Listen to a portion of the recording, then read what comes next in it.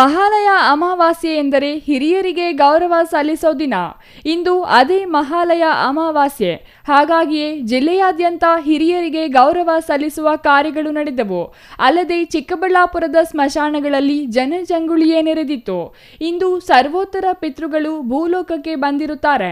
ಮತ್ತೆ ಸ್ವರ್ಗಾರೋಹಣ ಮಾಡುವ ದಿನ ಹಾಗೂ ನಾವು ಹಿರಿಯರ ಗರ್ಭ ಸಂಚಾತ ಮತ್ತು ಕುಲದಲ್ಲಿ ಹುಟ್ಟಿರುವ ಹಿನ್ನೆಲೆ ಹಿರಿಯರಿಗೆ ಕೃತಜ್ಞತೆ ಸಲ್ಲಿಸುವ ಉದ್ದೇಶದಿಂದ ತಮ್ಮ ಪೂರ್ವಜರ ಸಮಾಧಿಗಳಿಗೆ ಎಳ್ಳು ಮತ್ತು ನೀರಿನಿಂದ ಕೃತಜ್ಞತೆ ಹಾಗೂ ಪೂಜೆ ಸಲ್ಲಿಸಿ ಅನೇಕರು ಸ್ಮರಿಸಿಕೊಂಡರು.